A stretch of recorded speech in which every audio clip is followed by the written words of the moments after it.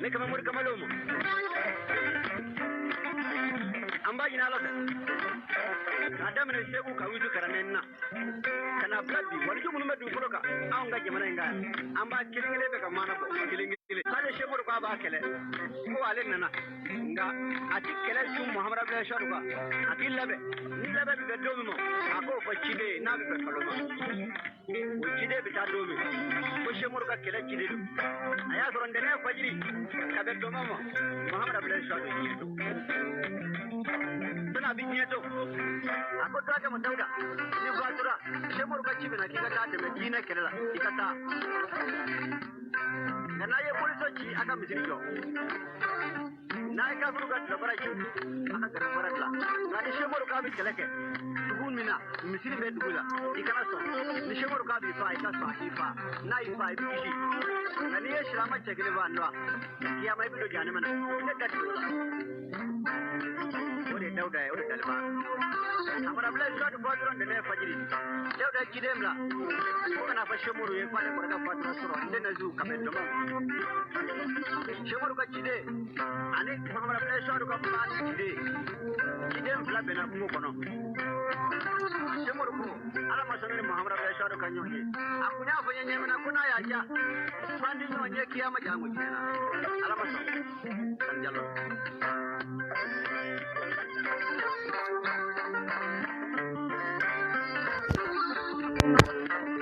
Ok. Salam alaikum. Et voilà, des vidéos que nous avons comme Tambrentin 614 vidéos quoi. Mais amena façon de jugu do bla place là. Jamana jugu. Jamana firi bago deme bago. Jamana escroc. Jamana malangolo no ouverture média moko e. Unu unyogona chama. Voilà. Bon, en fait, coronavirus coin, go kama se mal la fola antaro na nganya moko ka kodu wana walma nuti ka fendu ko on. Mais quand même ce qui est sûr ko che daga dogon buru fiela ko 6,3 milliards no 6 milliards 300 millions ko o de débloquera pour que ka bana jogen kume chugumna. Bon, o war mun débloquera de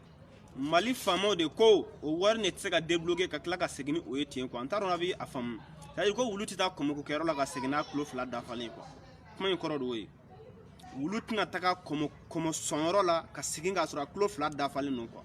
C'est-à-dire wari in débloquera mais wari tina seginga la budget kono tin ko tsega ke. Il faut que moyen de ka sega soro ka wari ka ado dominer ou bien ka wari dominer parce que la campagne de la campagne de B. Est-ce qu'on va faire ou bien campagne wakati là na. Donc il y a des sorciers qui sont en train de se profiter de ces 6 milliards là. Pour les bien finir, sorciers. Est-ce qu'on va faire? Donc au home konana, wari mun débloquera. To wari kanga kega bana kuma anta do wari mina injecter to mina wari mina do damunu fa bina bo damunu fe olu shima nyefo mo na folo. Est-ce qu'on va faire? Donc jamana to be ka coronavirus genga bu fe nchugumna be ba donner ngoni ni seraka moko kemeduru moko bagilin faga to jamana kan no ko ni sera malla ko ne moko batan ba mugan ba bisa ba faga de parce que en matériel temps fait an tse ka voice ka taga to jamana kan an tse ka voice ka ta yoro sila munum se ka voice atinu lu soro jona no e famo yi. Donc pour vous dire ami ala de deli bana ngana do en fait mais war mun débloquera ko avion do boira France or que décret kuntara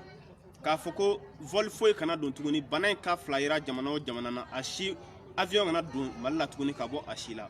antaro ni degré révisera wo kono mogota kalama mais quand même o de kera avion bora France aduna malla kunu mako jigina mako kime sabani ko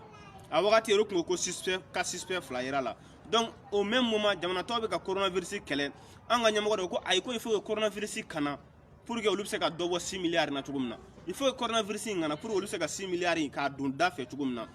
utina ketene. Donc de ce fait il faut que médiatiquement ou comme ko hakili dere médiatiquement kuna funi disira fait quoi ou comme ko ni fum na ku hakili dere ka moko hakili nyagami ka moko bla ambara la quoi. Est-ce qu'on va faire? Donc de cela ou bitime canal do de fait ya famnya noye radio so télé web tugu voilà télé so tugu ka population hakili mine na fam wertem nga bara don tugum na mais mo gado de benno nu ba fuma ko ouverture média mangara ni buba petit no rebu bolo nu ba fama ko tornon jay le hibu amal dem o chorno buto sigi ka kuma do dono o da kono doron o bi bo o ba fo ka soroni ça n'a même pas passé par sa raison avant que aka kuma exprimer est-ce que wa famnya donc o waliya ne ben kunu ouverture média mo ka émission et première heure là wala falana son avion jigin wakati wo kuma mun fo be ame ko ni avion jigina ko jamana kelen nga décision ta ko mo munu jigina ka bo avion no ku be blind no quarantaine ko nana au moins 2 jours ku bo ke yoro dola ka soro no matu ka so pour que ka la jana soro banem na se ka manifester mo ko kan ka o tigi bo mo to kan ouverture média mo go bora kan fo benyana akera beya me no e torno laga to njaye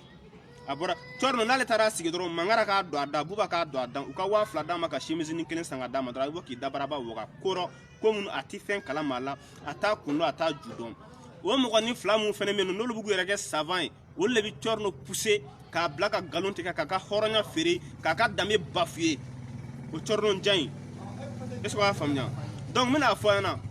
u bora ka information folam di wula fe su fe u segina kana tuguni ko way ko mo munun jigina ko ka fo maye ula am ka maye ka fo banay me mo shila ouverture média mo bora ko fanyana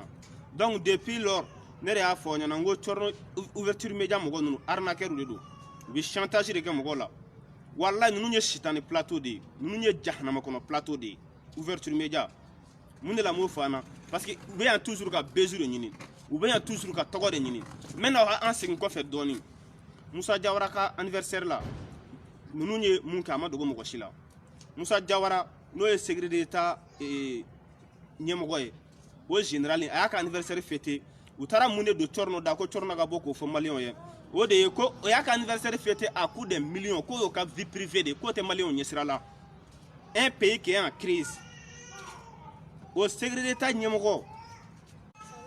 au secrétaire Nyamogo, obseka ka anniversaire fête tugodi ka artiste bo wele ka millions investi ka klaka fayana ko ka vie privée donc depuis notre manipulation bien Assetou Koulibaly mutaha ko en affaire na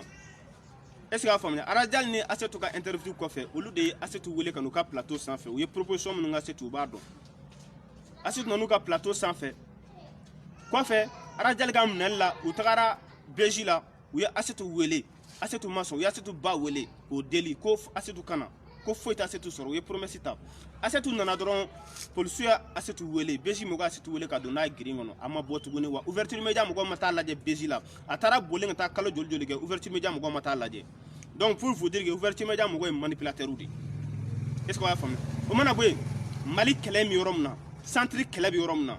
Mali Kidal kelem yoromna Mali manga mana fagal mun ga ke Mali centre la génocide mun ga ke Mali centre la abika ke benyana vrai ou faux ouverture média mo go bora ka fo ko français bien ka on demain au moment amiga boka français kele ou kana demanga kele la au moment amiga boka français dénoncer ou kana boka demanga dénonciation na mais depuis quand horondi halala din obseka jamana de un pays impérialiste la France est une nation impérialiste abe bo ka mo saboter au profit de la France ka mo saboter au profit de vos petits jetons abe war musulmani mun soro bubu ka communication na abe waga mo doga ka mo neni France kama mune kelenga masa mune kelena san donc depuis manipulation tien kele bora Mali Kidal kele be dam na Kidal est bouclé Kidal est pris en otage kele na sur le centre la Togodi amo bela blindé ko donana ko blindé nunu ko blindé o blindé ce sont des faux blindés ministère est journal la ka faux blindé do chorno laga ton jay amal dem ale de bora ga fo kam utara puma shora da ko tuguna bora mo ko faux blindé do ka bedoya ay bedoya aklara ga fo tugunu ko way ko Mali armée mo go batani la akabona oye anga oye aka sadira akabono amabono document ka ira on ga fo ko recrutement be Mali la fo mo go batan ku mo go be ulakata ulubla abattoir la parce que beba kalama Mali sanama abattoir de Mali centre la bebo kalama abattoir de Mali forona parce que ni takarege sikini pendori ouverture média mo go mabo go fana de ubora ga mo go saboter ko lege mo go ku take fuma bay ko mo go ka wuli mo go ka taka du armée la e cernon jayere ti a quel âge spécialité du monde bila ibi ga interview bege ba manangani la on hagila e journaliste de wa ou bien e chroniqueur de ou encore et à qualité sugu jumɛn parce que e ka position donné nous déjà depuis e ma kuma depuis mi dakoloma ye waga e ka position donné nous ba parce que on e filɛ jɔn e esclave de quoi Cɔrɔnɔnja ye mangara ni buba ka esclave de est ce que a faamuya donc i bɔra ye bɛɛ dɔgɔya ko mɔgɔ ka taa don armée la e yɛrɛ bɛ se ka don armée la bi san joli b'i la i bɔra ye bɛɛ nani blindé ko in na i bɔra ye bɛɛ dɔgɔya blindé ko in na mais c'est confirmé maintenant que aw bɛ yen de pour que ka gouvernement ka communication kɛ mais a bɛ se ka gouvernement ka communication kɛ k'a sɔrɔ a ma mɔgɔ minnu bɛ ka tiɲɛ fɔ a ma olu nɛni a ma olu dɔgɔya Cɔrɔnɔnja in n bɛna kuma kelen fɔ a ɲɛna bi a bɔra gendarmerie la a ma mɛn jɔnni kun y'a convoqué mun de la a sera yen n bɛna n'o dossier kɔfɛ o ti mɛn est ce que a faamuya chapeau de Paris ni Tomo ta ka affaire na ne m'a fɔ a ɲɛna ko Cɔrɔnɔnja ouverture média mɔgɔ mana sɛbɛn ko premier épisode sur 10 deuxième épisode sur 10 n k'a bɛɛ arnaque kan de ye olu ye terme dɔ de ye quoi c'est pour forcer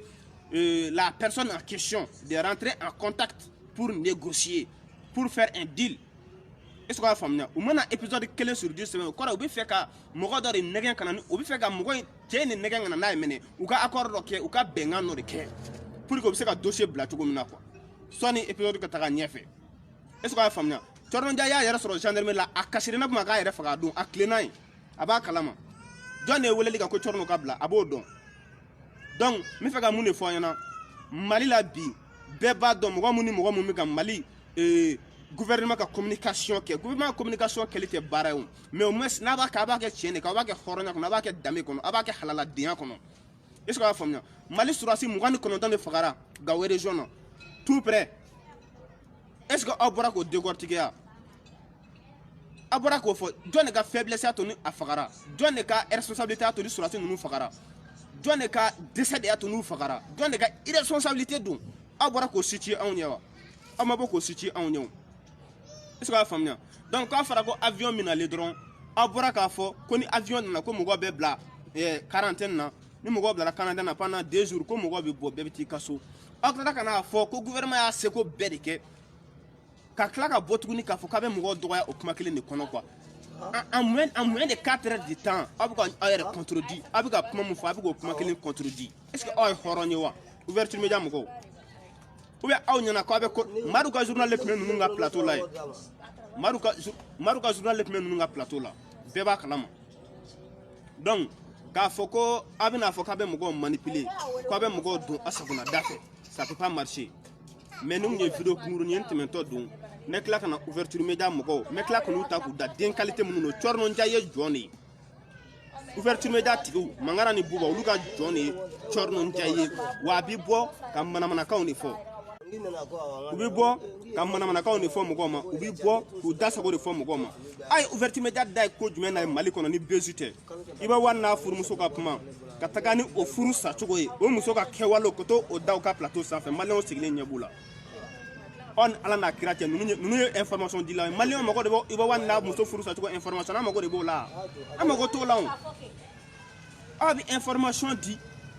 cogo sugu jumɛn de la aw bɛ information di aw ka faveur de aw bɛ information di mɔgɔ bɛ sigi aw la k'a fɔ aw bɛ ka wari minɛ cogo min na aw bɛ information di o canal in de fɛ sinon aw tɛ information di tiɲɛ kan ouverture média mɔgɔ manipulateur don aw m'a ye u ni Arazbati ka di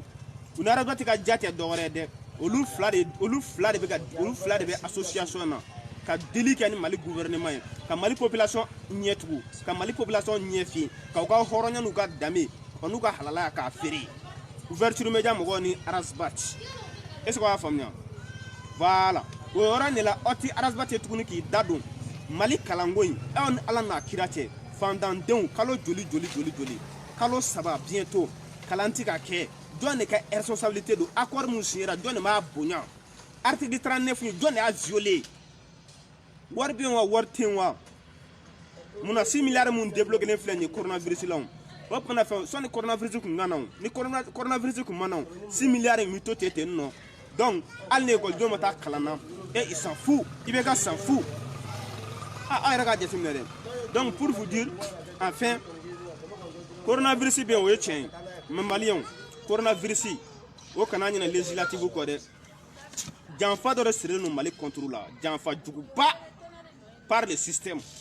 Karim Keita bɛ kɛ député a fura tɛ hali n'a ye ja bolo kelen filanan ni Karim kɛra assemblée député wallahi Karim bɛ président de ɲini assemblée kɔnɔ ni Karim est président ɲini aw k'a dɔn k'a fɔ il a désormais comment dire 99% pour devenir président par intérim en cas de démission de IBK n b'o de fɔ ɲɛna bi donc o y'an don tɛ fanga sugu jumɛn kɔnɔ mais ninnu tɛ kuma nin si kan tuguni est-ce que a y'a faamuya an bɛ fɛ Cɔrɔnɔnja yɛrɛ ka bɔ k'a ka baara déterminer ale ye journaliste de ye wa a ye diplôme sɔrɔ min a ka diplôme jumɛn de b'a bolo ale ni anw bɛɛ de ye kelen ye koyi ni taama mun bolo an bɛ bɔ an bɛ vidéo kɛ Cɔrɔnɔnja ni anw bɛɛ de ye kelen ye an bɛ don min komi bi ouverture média mɔgɔ ninnu ye arnaqueur de ye comme u ka page suilen don u bɛ ka mɔgɔw la berner ni mɔgɔ tɔw bɛ siran k'a f'u ɲɛna ne b'a f'u ɲɛna kalabantu de don escroc de don u tɛ foyi la ni escroc tɛ ka bezu créer ka mɔgɔw kunkolo ci ɲɔgɔn na mana kan fɔ pour que olu ka page ka suit dɔrɔn an bɛ taa min an b'an komi an b'an jami han donc tagayɔrɔ t'an na ouverture média mɔgɔw Cɔrɔnɔnja e tun bɛ gendarmerie la ko min na n bɛ tila ka bɔ n b'a ɲɛfɔ maliyɛn bɛɛ ɲɛna chapeau de paris ni Tomo ta k'a fɛɛrɛ mun na i y'a bila i m'a bila ko ala kama dɛ i y'a bila n'i kun m'a bila tun bɛ t'i bo kɛ palan kɔnɔ i b'a kalama Cɔrɔnɔnja ye wa hypocrite fila ma tɛmɛ kan wa n'i y'a wele hali sini a b'a f'i ɲɛna de ko ale ka a bɛ manamanakanw de f'i ɲɛna quoi hali sini n'i y'a wele ko n'a bɛ ka nin mun kɛ nin ma a bɛ kalokan de f'i ɲɛna quoi kuma jɔlen kisɛ kelen foyi t'a da